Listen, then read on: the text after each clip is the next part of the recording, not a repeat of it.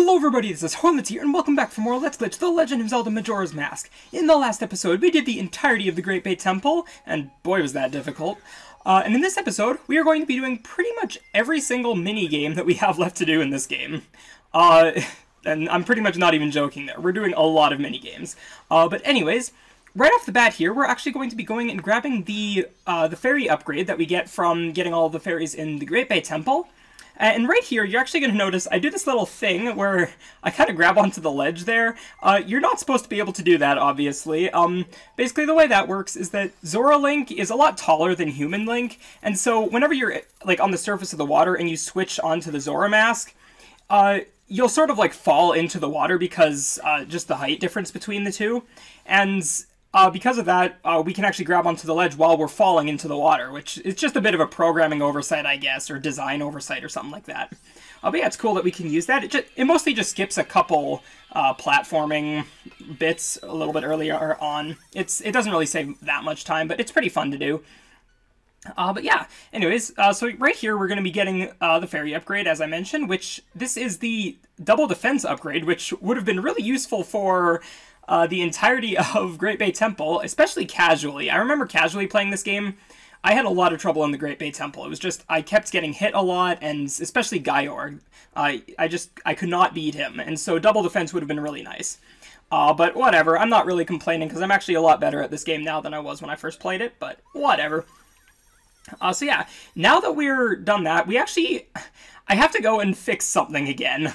Well, sort of. Basically, again, I waited a little bit too long, or I took too long doing the tricks, and so the in-game timer is a little bit too advanced, or too far along for me to be able to do certain things, so I need to go back in time and fix it. So yeah, I'm just going to head over to Stone Tower and do the glitch that returns time back to the start of the whatever day you're on. However, I'm going to cut this out because you guys have seen it a few times already. So yeah, cut. Alright, so now that we've done that, we can get on with our next order of business, which is to go to the mountain village and give in our Razor Sword and some gold dust so that we can finally go and grab the highest sword upgrade, which is the Gilded Sword. So yeah, finally we can do that. We can get rid of our Razor Sword, which I really don't want to keep for very much longer because it'll probably break pretty soon. I'm not sure how many hits I've done, but it only allows 100, and that's not that much. Oops, didn't mean to pull that out. But yeah, anyways, so let's just go over here. Now, one thing I want to mention about this episode is that there aren't really going to be that many glitches. Actually, there aren't any new glitches whatsoever. And normally that wouldn't necessarily be a good thing, but given how hard and how many glitches the last episode had, I think we can have one episode that just doesn't have anything new. There are still glitches that we have to do, but just nothing new that you haven't seen. But yeah, anyways. So there, we've given in our sword and the gold dust. So now we're going to be going to Clock Town and getting started with the mini-games, finally. Or, well, maybe not finally, I don't know. But yeah, so we're just going to be heading off there. And now, I do want to confess one thing, actually, about this. This whole run, actually, the whole playthrough, I have messed up something major in this run, or this playthrough. And that is that, if you remember way back a while ago, oh shoot, I didn't... Actually, I guess it doesn't matter that I activated this cutscene. I need to activate it later. But, basically, I turned back time a little too many times. Or more like I did something and then turned time back and that sort of undid it. So basically, what happened was, I had done part of the Anduin Cafe side quest. I had gotten the letter that I was supposed to deposit so that the mailman would give it to Cafe so that I could go and talk to him. But, of course, I accidentally went back in time to before I did that, and so it never actually... it basically means I never did it. So, unfortunately, we aren't going to be able to complete the Anduin Cafe side quest in this 3-day cycle, which is a little bit annoying. I'm kind of disappointed that that had to happen, because actually... now that we have the Bremen mask, the next two things that we're supposed to do is we're supposed to put on the Don Gyro's mask here and talk to this frog, but then after that we're supposed to go and do the Anduin Cafe side quest. But of course, because I can't do that, I have to cut that out. So yeah, unfortunately, I've got to go do just the rest of this 3-day cycle, and then after this one I'm going to be doing one full cycle just with the Anduin Cafe side quest. And actually, I'm sort of annoyed, but also sort of relieved that this happened, because there is another sort of glitch that I can show with the Anjuin Cafe side quest, and it's actually pretty cool. But anyways, so yeah, now we're actually going to get started with the mini-games. We have Honey and Darling's shop here. We have to do day 2 and day 3 all in a row. So yeah, this first day 2 one, basically what we have to do is we just have to pull out some bombs and throw them into these baskets. It's relatively simple, but the basket hitboxes are a little wonky, so sometimes this is really annoying. Like right there, for instance, that landed on the basket, but it didn't go in because it just bounced off, and I don't know. But yeah, this is not one of my favorite mini-games. Especially this... Yeah, this one especially. But it's not too hard or anything. So yeah, it's pretty decent. But yeah, no, after we're done this, which... That was a terrible throw. Dude, can I... There we go. So yeah, ultimately it's not that hard, it's just a little bit annoying. But yeah, now that we've done that one perfect, we can wait for that to disappear. It takes a while. And we can get 50 more rupees. And now, right here, we actually have something a little bit interesting that we're going to be doing. So I'm going to be leaving, and then finally, actually, I can get rid... I'm going to be playing the Song of Double Time, and I'm going to finally be getting past day 2. I'm pretty sure I've been on day 2 for like the past 7 episodes or something like that. It's ridiculous, but yeah, we're finally getting off of day 2. And yeah, so now we can finally get on to day 3. But the other thing that, the actual interesting part about this is that this last mini game, if you enter it as Deku Link, there will be half as many targets on the wall. And you might be thinking, well, what on earth? Like, why would that be a thing? But the fun thing about this is that you can actually do this minigame as Deku, using his bubbles. But of course, because the bubbles, they have a little bit of randomness involved with them, and because they take longer to charge up, it gives you half as many targets, just so that it's easier or actually possible to complete in the allotted time. But yeah, if you enter as Deku, it sets the target number to the half amount, but then if you change into human, it doesn't update it. So we can just have half as many targets for whatever reason, and finish that really quickly. So yeah, that's pretty nice. Oh, shoot, didn't mean to talk to them. Let's just get out of here. Nope. Okay, I did not mean to start that. But actually, oh yeah, I guess, as you can see, this is proof here. You'll see that there are 2 rows of targets rather than just 1. So that proves that the Deku actually does have half as many. So I guess that was useful for me to show off. But anyways, ooh, we're actually at 10 hearts now. I just noticed that. That's pretty fantastic. But yeah, now after that, we want to go over here, and we're going to be doing the treasure chest minigame. So this minigame is a little weird. Basically... The whole point of this minigame is that there's like this big checkerboard, like a bunch of, I guess, checkerboard tiles on the floor, and some of them will be walls and some of them will not be, and there will be one path through to this treasure chest here. And so, let's see how lucky I get, actually. It's completely random, pretty much. Well, not completely random, there always will be a way through, but it's pretty random. Oh wow. Oh wow, okay, that was really good luck, actually. So yeah, you won't always get luck that's that good, but the fun thing about this is that there actually is a glitch you can sort of do with it, and that is that, basically those walls that sort of move up from the ground, they're sometimes a little bit slow, so if you angle yourself sort of diagonal to, sort of like diagonal from one of the corners, and then do a Goron roll straight through it, you'll actually be able to clip through the wall and go straight through it, so you can actually sort of break the maze puzzle sort of thing, which is actually really nice because sometimes you just can't finish in time because you're going down all the wrong paths. But yeah, anyways, so now that we're done that, we can actually go over here into the Deku Playground and finish day 3, because if you remember, we've done day 1 and day 2, but not day 3, so let's go and do that. We just need to equip our Deku mask and then get going. So yeah. This day is sort of like a combination of the first day and the second day. The first day was mostly, actually it was entirely vertical-based platforms, and then the second day was entirely like rotating platforms or moving platforms. This one is sort of a mixture between the two, which is actually kind of cool. It's interesting that they did that. But yeah, this one, ultimately, it's probably the hardest of all of them, but it's not that bad. I almost fell there, that would have been bad. But yeah, anyways. So yeah, this one, it's pretty much the same as the other days. There's really nothing special about this. Oh, okay, I just about failed there. Yeah, so basically, that's one annoying thing about the vertical platforms, is that if you sort of release when you're at a low point, and then they start moving up while you're, like, shooting up in the air, you won't be able to move out of the way in time before they actually, like, move under you, so you'll end up landing on them, and then it's very easy to run off. So I'm actually surprised I didn't there. But anyways, there we go. We finally did this. We are done with this minigame. So let's get our heart piece. Woohoo! Alright. So yeah, now that we're done that, they're scared of me now because I'm super good at this game or something. If only they knew how bad I actually was at this game. Anyways, after that, we actually are done here, I believe. Oh, no, wait, we have one more thing that we need to do. I actually missed this. Forgot to do this.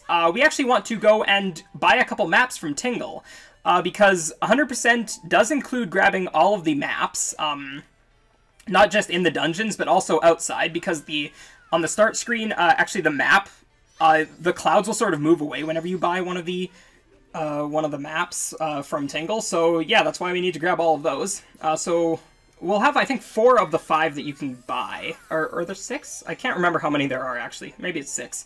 But yeah, we'll have most of them. We only have to do one more Tingle purchasing spree, I guess. I don't know what you would call that. But yeah, basically that's pretty much all we have to do.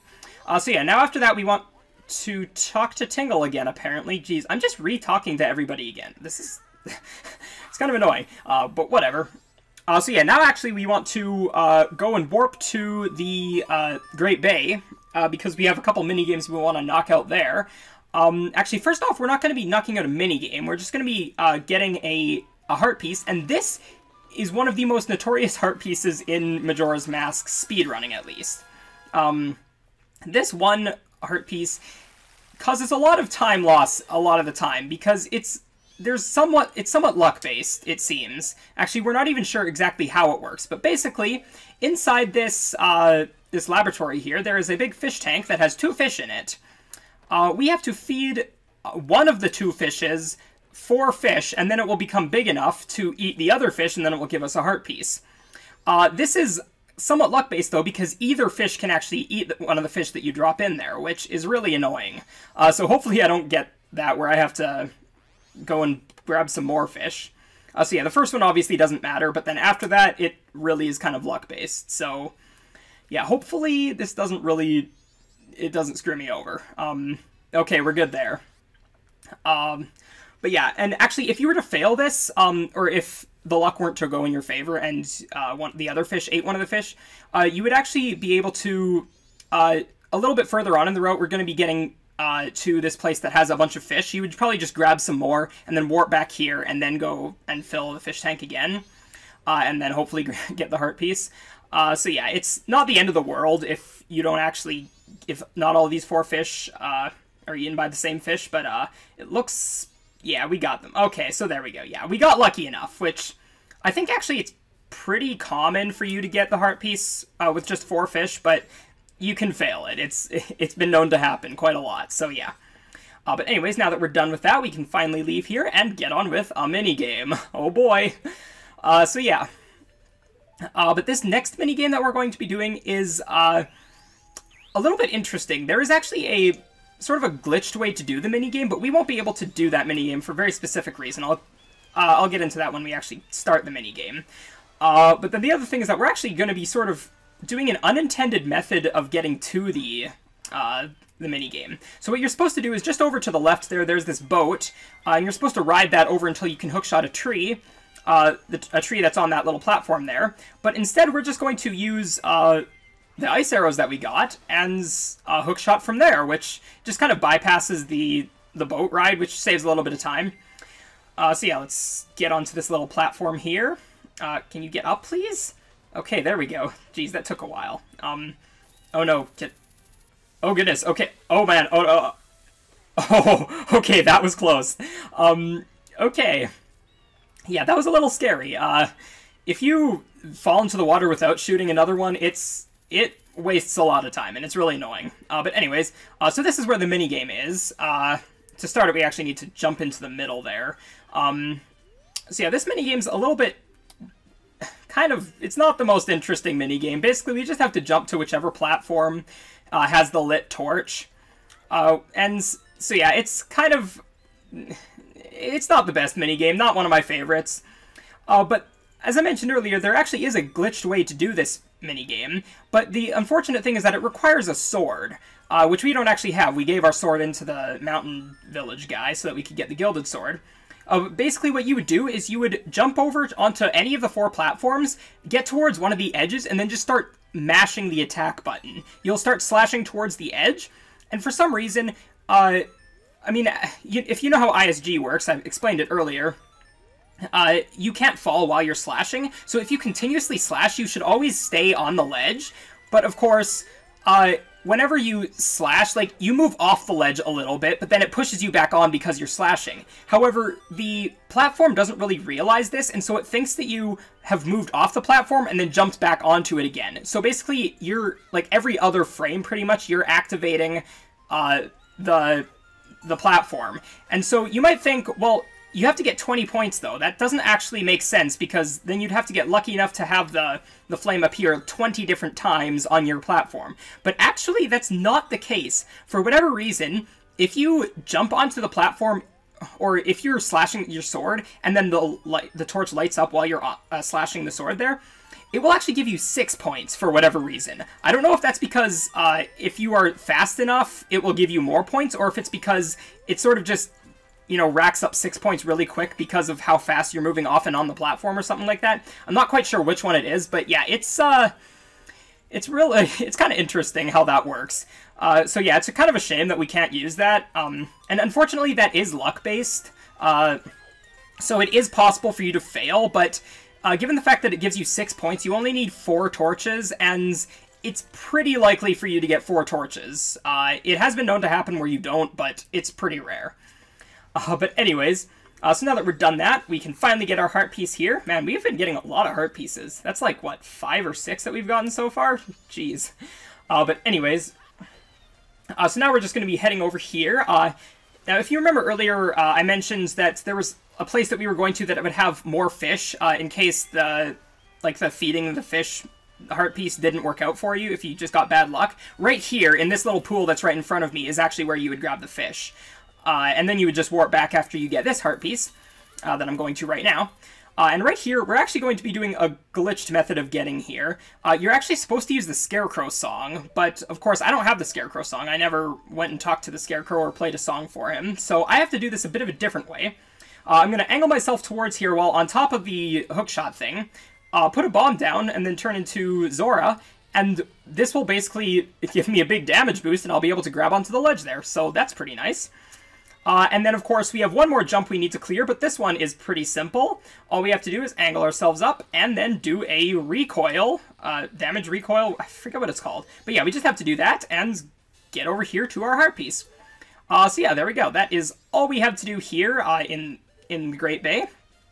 So the next place that we have to go is the Southern Swamp, I believe. Yeah, the Southern Swamp. Because you'll never guess what we have to do there. More minigames. Bet you weren't expecting that. So yeah, basically, we only have a couple more minigames left to do in this episode here. And yeah, both of them are archery minigames, which, I guess now that I think about it, this game has quite a few archery minigames. We've got the 2 that I'm going to be doing at the end of this episode. And then we had Honey and Darling Day 3. And then I think, yeah, we've got, in Romani's Ranch, there's, that little minigame where you go around shooting the 10 balloons. You don't really get much for it. Well, I mean, I guess you get a Epona for it, technically, but, good job, me. Okay. I just walked out. Okay.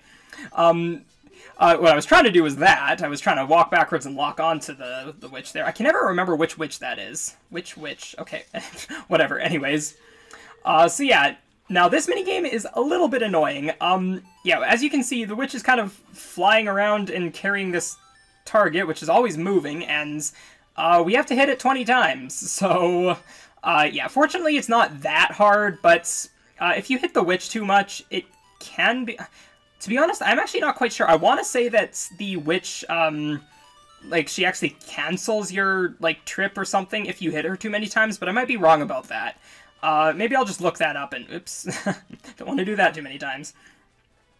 But really, like, okay, first off, how did the witch think that this was a good idea for a minigame? It's literally like just an accident waiting to happen. I've shot her, what, twice now? How is she okay with this? I don't know. How is she not dead yet? Whatever. But anyways, yeah, so this minigame isn't actually that interesting, though. Actually, I'm already done. I'm just gonna keep shooting this for fun, just to see how high I can get. But, yeah, it's kind of annoying. Or, it's kind of boring, this minigame, so I'm just gonna speed this up real quick.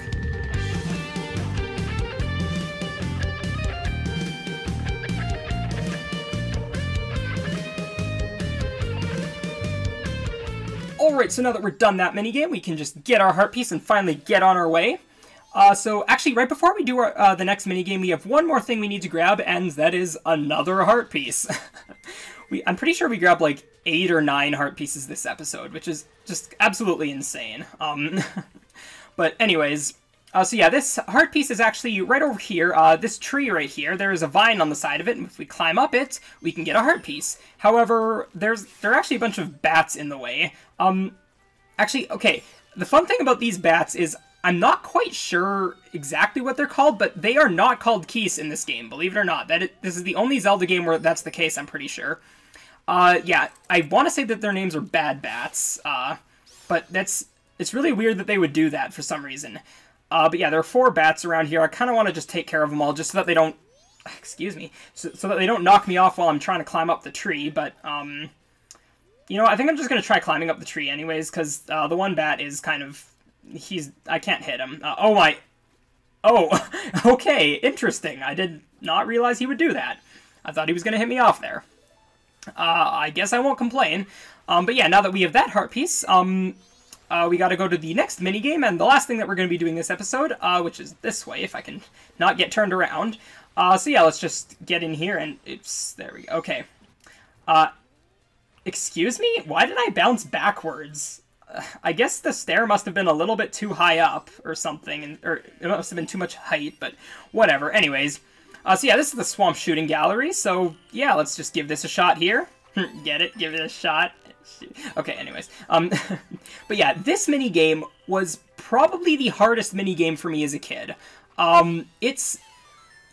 mean, in order to get the heart piece, and actually you have to do this twice, there are 2 upgrades that you can get, or 2 things. There's a bigger quiver and a heart piece.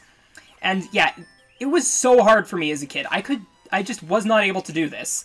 And, because yeah, you have to be perfect, you can't miss anything. But, I guess I was just horrible, because this minigame's honestly not that hard.